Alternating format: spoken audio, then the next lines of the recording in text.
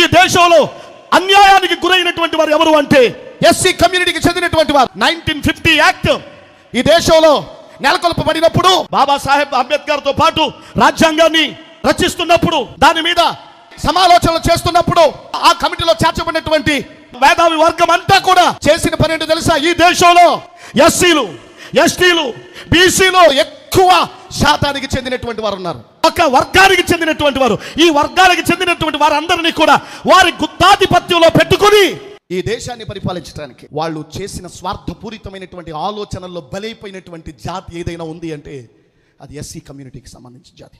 ఎస్టీలకి మతం మారితే కులం పోదాం, బీసీలకి మతం మారితే కులం పోదాం, ఓసీలకి మతం మారితే కులం పోదాం, ఓబీసీలకి మతం మారితే కులం పోదాం. మతం మారితే కులం పోయే వ్యవస్థ ఏదైనా ఉంది అంటే అనాది కాలంగా అన్యాయానికి గురైపోతున్నటువంటి ఎస్సీ సామాజిక వర్గం.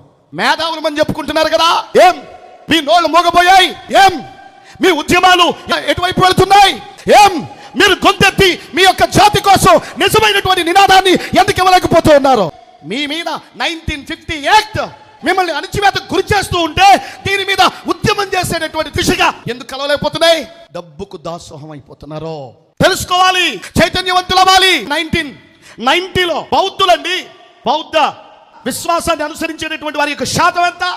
ఎస్సీ శాతం కంటే బౌద్ధ శాతం ఎక్కువ కాదే. మరి 1990లో బౌద్ధులు ఈ దేశంలో ఒక గౌరవప్రదమైనటువంటి జీవితాన్ని జీవించడానికి, ఈ దేశ పౌరులందరితో పాటు సమానమైన హక్కును అనుభవించడానికి వాళ్ళ వ్యవస్థ రాజ్యాంగ స్ఫూర్తితో మార్పు చెందింది. వాళ్ళ నాయకులు నిస్వార్థంగా పనిచేశారు. వాళ్ళ నాయకులు డబ్బు కమ్ముడు పోలా, వాళ్ళ నాయకులు ఏ గుత్తాధిపత్యం చాటుకి లొంగిపోలా. అందుకనే బౌద్ధులు బౌద్ధ మతాన్ని స్వీకరించినా వాళ్ళ కులం మారదా. ఈ ప్రకారంగా చూస్తే చట్టసభల్లో మార్పులు చేశారు. ఎందుకు చేశారు? పోరాడే వాళ్ళు ఉన్నారు, కొట్లాడే వాళ్ళు ఉన్నారు. ఇందాక చెప్పారు కదా, నాణ్యానికి రెండు వైపులా ముద్ర ఉన్నట్టు ఎస్సీ సామాజిక వర్గానికి చెందినటువంటి వ్యక్తులు, మేధావులు ఖచ్చితంగా కథం దొక్కాలి. చట్టసభల్లో బలమైనటువంటి బిల్లు చేసే విధంగా ఉద్యమాలు చేస్తే తప్ప మీ రాతలు మారవు. అలా చేయకపోతే ఎక్కరేసుకోవడం రానోడు కూడా నిన్ను భయపెడతాడు. ఈ దేశంలో నిన్ను గుడికి రానివ్వలే, నిన్ను బడికి రానివ్వలే, నిన్ను వీధుల్లో నడవనివ్వలే. ఇప్పటికి కూడా ఆ వివక్ష జరుగుతూనే ఉంది. ఏ చేవలేదా, ఏ మంట లేదా?